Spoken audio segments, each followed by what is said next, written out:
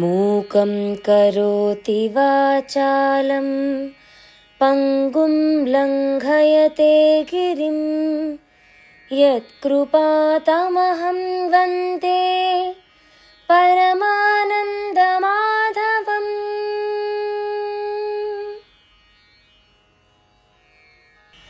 అధరం మధురం వదనం మధురం నయనం మధురం హసితం మధురం.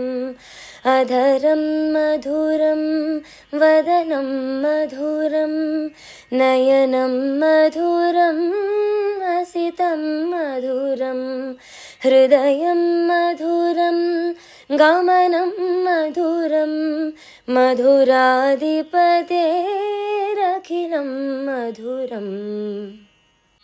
వచనం మధురం చరితం మధురం వసనం మధురం వలితం మధురం. చలితం మధురం భ్రమితం మధురం మధురాధిపతేరఖిలం మధురం. వేణుర్మధురో రేణుర్మధురః పాణిర్మధురః పాదౌ మధురౌ. వేణుర్మధురో రేణుర్మధురః పాణిర్మధురః పాదౌ మధురౌ.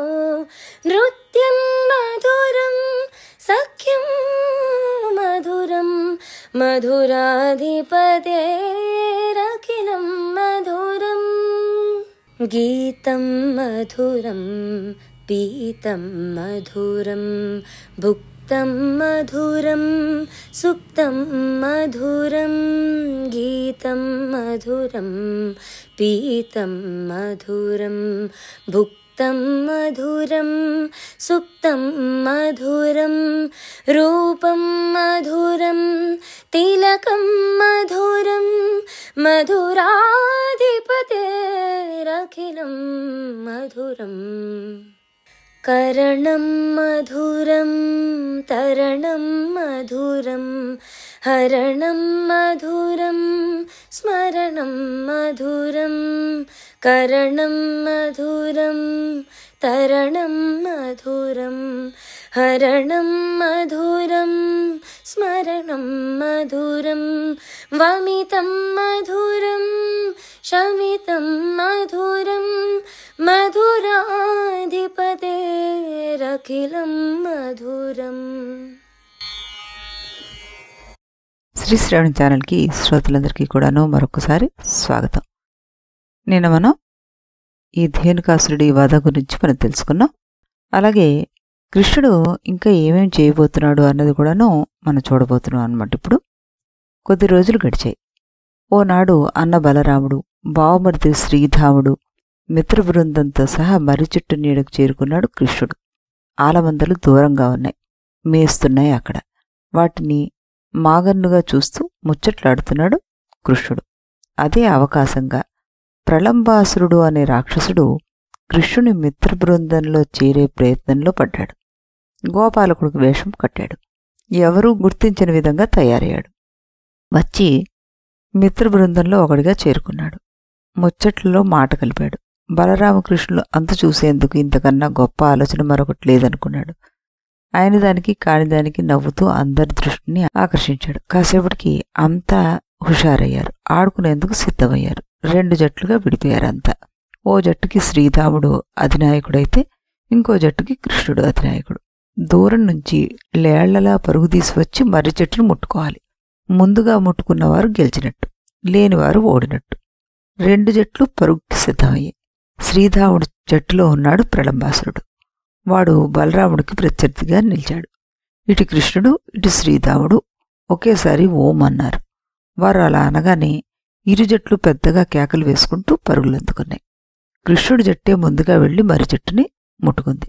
దాంతో శ్రీధాముడి జట్టు ఓడిపోయింది. ఓడిపోయిన వారు ప్రత్యర్థిని వీపును మోస్తూ పరుగు తీయాలి. బలరాముణ్ణి ప్రళంబాసురుడు మోయాల్సి వచ్చింది. అలా మోయాల్సి రావడం తన అదృష్టంగా భావించాడు ఈ ప్రళంబాసురుడు. అదే అవకాశంగా బలరాముణ్ణి మట్టుబెట్టాలనుకున్నాడు. జాగీలనండి, మోయండి మోయండి, పరుగు తీయండి అని ప్రత్యర్థులందర్నీ మోశారంతా. వీపును మోసుకుని పరుగు తీశారు. వచ్చిన అవకాశాన్ని వదులుకోరాదు, శత్రువుని చేజారనీరాదు అనుకున్నాడు ఈ ప్రళంబాసురుడు. బలరాముణ్ణి ఆకాశానికి ఎత్తుకుపోయి అక్కడ అతన్ని సంహరించడం బావుంటుంది అనుకున్నాడు. అనుకున్నదే ఆలస్యం. ప్రళంబాసురుడు నిజరూపం ధరించాడు. బలరాముణ్ణి సందిటి బిగించి ఆకాశానికి ఎగిరిపోయాడు. తానుండాల్సింది గోపకుమారుని వీపున, ఉన్నది రాక్షసుడి సందిట. ఇదెలా సాధ్యం? అయోమయానికి గురయ్యాడు బలరాముడు. భయపడ్డాడు, ఆక్రోశించాడు ఇలాగా. కృష్ణ, ఈ రాక్షసుడెవడో గోపాలుళ్లాగా వచ్చి నన్ను తస్కరించుకుని పారిపోతున్నాడు. భయంగా ఉంది. ఏం చేయనిప్పుడు? ఎలా వీడి నుండి బయటపడను? ఊపిరాగిపోతోంది. ఉపాయం చెప్పు తమ్ముడు అన్నట్టు. బలరాముణ్ణి తీసుకుని ఆకాశానికి ఎగిసిపోతున్న ప్రళంబాసురుణ్ణి చూశాడు ఈ కృష్ణుడు. అరిచి చెప్పాడిలా, అన్నయ్య, నీ శక్తి నీకు తెలియక భయపడుతున్నావు. మానుషాకృతి ధరించిన నువ్వు మానవమాత్రుడివి కాదు. నీకు ఆకాశమే శిరస్సు, పాతాళమే చరణతలం. వాయుదేవుడు నిశ్వాస, అగ్ని ముఖం, విశ్వం అంతా నువ్వే. నీకు అంతం అన్నది లేదు. అందుకే నిన్ను అంతా అనంతుడంటారు. వేల కొలది శిరస్సులతోటి నువ్వు అఖిల ప్రపంచాన్ని భరిస్తున్నావు. మహాబలవంతుడివి నువ్వు. నీలాంటి వాడు అసురుడికి భయపడ్డం తగదు. పైగా నీకు నాకు ఆవంతైన భేదం లేదు. నువ్వు నేను ఒకటే. మనిద్దరం దుష్ట శిక్షణ కోసం, శిష్ట రక్షణ కోసమే జన్మించాం. మర్చిపోకు. ధైర్యం తెచ్చుకో. ఆ దానవుణ్ణి దూనుమాడు అన్నారు. కృష్ణుని మాటలతోటి తానెవరో తెలుసుకున్నాడు బలదేవుడు. స్వస్వరూప జ్ఞానంతోటి అధైర్యాన్ని విడిచిపెట్టి కొండలాగా ఎదిగిపోయాడు. వజ్రాయుధంలాంటి పిడికిడి పోట్లతోటి ఆ ప్రళంబాసురుణ్ణి శిరస్సును తుత్తుని ఈల్చేసేశాడు. కాళ్ళు చేతులు మెలిబెట్టి విరిచేశాడు. రక్తధారలు నింగి నుంచి నేలకి జారిపడి ఈ ప్రళంబాసురుడు ప్రాణాలు విడిచాడు. వాడు మరణించడంతోటి బలరాముడు ఆకాశం నుంచి ఒకే ఒక దూకుతోటి మర్రి చెట్టును సమీపించాడు. కృష్ణాదులను చేరుకున్నాడు. ప్రళంబాసుర సంహారాన్ని ఆకాశ వీధుల్లోంచి చూసిన అమరులు బలదేవుణ్ణే అనేక విధాలుగా అభినందించారు. అతని బలిమిని వేణ్ణోళ్లు వినితించారు. విజయపారవస్యంతోటి కృష్ణుని గట్టిగా కౌగిలించుకున్నాడు బలదేవుడు. ఒకరినొకరు కౌగిలించుకుని అభినందించుకుంటున్న అన్నదమ్ముల్ని చూసి మిత్ర బృందం పొంగిపోయింది. వారి చుట్టూ కరతాళధ్వనులు చేస్తూ ప్రదక్షిణం చేసింది. రోజులన్నీ హాయిగా ఆటగా సాగిపోయి అంతలో గ్రీష్మం వచ్చేసింది. చంద్రనిప్పుల్ని చెరిగేసింది. అది వడగాల్ని తట్టుకోలేక ఆకుల్లో దాగిన పక్షులు విలవిల్లాడిపోతూ నేలరాడిపోయి మరణిస్తున్నాయి. అడవుల్లో దావాగ్నులు విజృంభించేశాయి. క్రమక్రమంగా గ్రీష్మం శాంతించింది. వర్షాకాలం వచ్చింది. వాన్లే వాన్లు. భూదేవికి రేబ్బవళ్ళు అభిషేకం జరిగింది. కొంతకాలానికి శరత్కాలమూ వచ్చింది. ఏరులన్నీ నదులయ్యాయి. నదులన్నీ సముద్రుణ్ణి చేరాయి. రెల్లు పూల గుబురులు కన్నుల పండుగలయ్యాయి. అప్పుడు తెల్లని కలువలతో చెరువులన్నీ కళకళలాడిపోయాయి. గోపికల ఆటపాటలు, వారు పాలు పితుకుతున్న సవ్వళ్ళు, ఆబోతుల రంకెలతోటి శరత్సమయం వెన్నెల రాత్రులు వీణుల విందులు చేశాయి. వేల కొలది లేగలతోటి వర్ధిల్లిన తమ గోసంపత్తిని చూసి పెద్దలంతా సంతోషించారు. వారనుకున్నారంట ఇలాగా, కురిసిన వర్షాలకి పంటలే కాదు, పచ్చగడ్డి లతలు చెట్లు ఏపుగా పెరిగాయి. రోగాలు లేక పశువులన్నీ హాయిగా చల్లగా ఉన్నాయి. పాడి పంటలతోటి పసిపాపలతోటి ప్రజలంతా కళకళలాడుతున్నారు. రాజుగారి చల్లని చూపులో అందరం సుఖంగా బతుకుతున్నాం. మహోత్సవాలకు ఇదే సరియైన సమయం. వెంటనే మహేంద్రోత్సవం జరిపిద్దాం అన్నట్ట. అనుకున్నదే ఆలస్యం. పల్లెల్లో మహోత్సవాన్ని చాటింపు వేశారు. సంభారాల సేకరణకు ఉపక్రమించారు. ఎక్కడ పడితే అక్కడ అంతా హడావుడిగా ఉంది. గమనించాడు ఇది కృష్ణుడు. ఏమిటి ఈ మహోత్సవం? ఎందుకు ఈ వేగిరిపాటు తెలుసుకోవాలనుకున్నాడు. పెద్దల్ని సమీపించి అడిగాడు, ఉత్సవం దేనికి? దేవుడెవరు? ఆ దేవుడికి చేసిన పూజ వల్ల ఫలితమేమిటి అంటూ. కృష్ణుని ప్రశ్నకు సమాధానం నువ్వు చెప్పంటే నువ్వు చెప్పు అంటూ పెద్దలంతా ఒకరినొకరు ఎగదోలుకున్నారు. వారందర్నీ వారించాడో వృద్ధుడు. కృష్ణుడికిలా చెప్పాడు, కృష్ణ, ఇది మహేంద్రోత్సవం. మహేంద్రుడు లోకపాలకులకేగాక లోకాలన్నిటికీ కూడా అధీశ్వరుడు. వర్షాకాలానికి అతను అధిపతి. కారుమొప్పులు అతని ఆనతి శిరసావహించి కురుస్తాయి. దానికి ప్రత్యక్ష సాక్ష్యమే ఇంద్రధనస్సు, ఉరుములు, మెరుపులు, ఆ మహనీయుని కరుసన్నలే అవంతా కూడాను.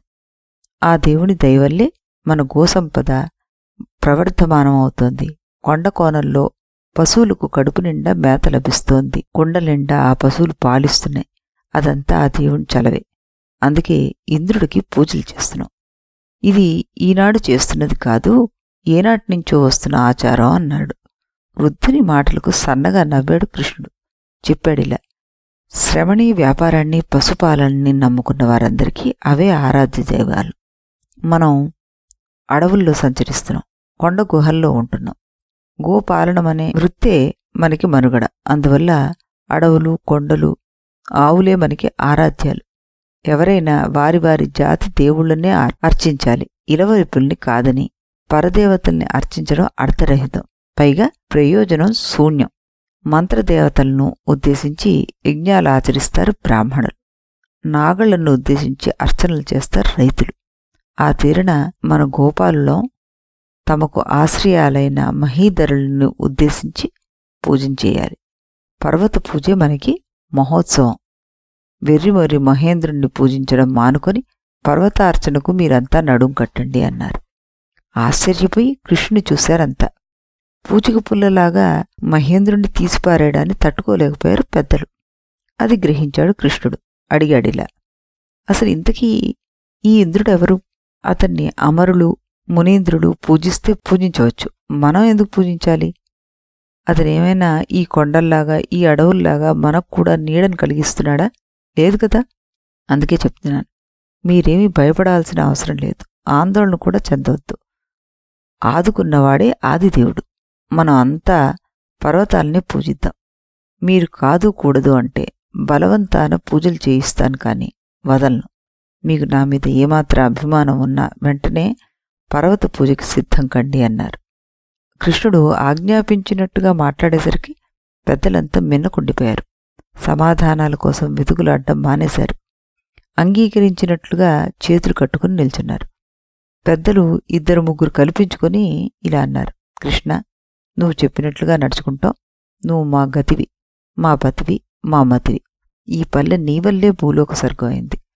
ఊహాతీతమైన ఘనకృత్యాలు నువ్వే చేశావు. నీ నిజస్వరూపం తెలుసుకోవడం మా వల్ల కాదు. నువ్వు మానవ మాత్రుడు అయితే కాదు. బలపరాక్రమాల్లో ఆ దేవేంద్రుడు కూడా నీకు సాటిరాడు. అందచందాల్లో ఆ చంద్రుడి కన్నా నువ్వే గొప్పవాడి. గాంగేయుడికి నువ్వు సరిజోడివి. నువ్వు చెప్పినట్టే చేద్దాం. దేవేంద్రార్చన మాటే లేదిక. పర్వత పూజ నిర్వహిద్దాం అన్నారు. అద్రి పూజకు సిద్ధమయ్యారు అంతా. చక్కగా అలంకరించుకొని గోపికలంతా పూజా ప్రదేశానికి చేరుకున్నారు. గోపాలకులు కడు జాగ్రత్తతోటి సంభారాలన్నీ సమకూర్చుకున్నారు. పాయసాలతోటి, భక్ష్యాలతోటి, మాంసాహారాలతోటి, పాలు, పెరుగు, నెయ్యి, తేనెలు, మంగళవాద్యాలతోటి గోవర్ధన పర్వత ప్రాంతం అంతా హోరెత్తిపోయింది. పర్వత ప్రాంతంలో గోమయంతో అలికి ముగ్గులు పెట్టారు. మనోజ్ఞ వేదికను నిర్మించారు అక్కడ. ఆ వేదిక పైన కృష్ణుని కూర్చోబెట్టి అతని చుట్టూ కూర్చున్నారంతా. ముందుగా కృష్ణుడు గోవర్ధనగిరికి పూజించాడు. పశువులతో సహా అనేక భక్ష్యాలు నైవేద్యంగా సమర్పించాడు. తనలాగే మిగిలిన పెద్దలు కూడా గిరి పూజను నిర్వహించాలని చెప్పారు. మహావిష్ణువు చలాచల రూపుడు. అచలాకృతి గోవర్ధనగిరి ఇతడే. అందుకే దానికి పూజలు కావాలన్నాడు కృష్ణుడు. పూజలు నైవేద్యాలు స్వీకరించి అన్నాడిలాగా కృష్ణుడు, గోపాలకు రారా, మీ భక్తి శ్రద్ధలు, మీ పూజలు నాకు అమితమైన ఆనందాన్ని కలిగించాయి. సంతృప్తి చెందాను. ఈ పలుకుకి పెద్దలు దోసులొగ్గి నిల్చున్నారు. అడిగారు వాళ్ళిలా, కృష్ణ, మేమందరం దాసానుదాసులం. నీ ఆజ్ఞను శిరసావహించడమే మా కర్తవ్యం. మమ్మల్ని ఏం చేయమంటావో చెప్పు అన్నారు. ఈ క్షణం నుంచి మీరు నన్నే ఆరాధించండి. పర్వత స్వరూపమైన నన్ను ఆరాధించడంలో మీ అభిష్టాలన్నీ నెరవేరుతాయి. ఆలమందలు తామరతపరంగా అభివృద్ధి చెందుతాయి. అమృతం వంటి క్షీరధారలు అభివర్షిస్తాయి. అసలు సంగతి చెప్తాను. మీ అంతరాలలో ఉన్నది నేనే. నన్ను పూజిస్తే మిమ్మల్ని మీరు పూజించుకున్నట్లే అన్నారు కృష్ణుడు. అవునా అంటూ ఆశ్చర్యపోయి తమని తాము చూసుకున్నారు పెద్దలు. అందరూ కృష్ణులే. అలాగే వేదిక మీద కృష్ణుడిని చూశారు. ఎవరు చూస్తే వారికి వేదిక మీదే ఉన్నట్టుగా కనిపించింది. అంతేకాదు, గోవర్ధనగిరి అంతటా ఈ కృష్ణుడే ఉన్నాడు. ప్రతి పుట్టలోనూ, చెట్టులోనూ, గిరి కింద మీద అన్నిటా కృష్ణుడి రూపే కనువిందు చేసేశాడు. అంతలోనే లీలామానుషుడయ్యాడు. కృష్ణుని లీలను వేడినోళ్ల వినుతించారు పెద్దలు. భక్తి శ్రద్ధలతోటి పదే పదే నమస్కరించారు. కృష్ణుడు ఆనతి మేరకు పశువుల కొమ్ములకి పూలదండలు చుట్టారు. వాటిని కుంకుమాక్షతలతోటి పూజించారు. చిరుగజ్జల పేరులు అలంకరించారు. దానికి గోవర్ధనగిరి చుట్టూ తిప్పి ఆనందంగా పెద్దగా అరిచారు. అక్కడక్కడ పశువులకు హారతులిచ్చారు. నేలపై సాగిలపడి వాటికి మొక్కారు. పాలు పరమాణాలు పంచిపెట్టారు. విందులు ఆరగించారు. వినోద ప్రసంగాలు చేశారు. పర్వత పూజ ఆ రకంగా ముగిసింది. కృష్ణునితో సహా పల్లెబాట పట్టారు అంతా. మరి ఈ రకంగా మహేంద్రుడి పూజని ఆపి అద్రి పూజ చేయడం వెనకాల రహస్యమేంటి? దీనివల్ల మహేంద్రుడు ఏ రకంగా రియాక్ట్ అయ్యాడు? ఈ విషయాన్ని మనం రేపు ఇదే సమయానికి ఇదే ఛానల్లో కలుసుకొని మరో కథలో చెప్పుకుందాం. అంతవరకు సెలవు.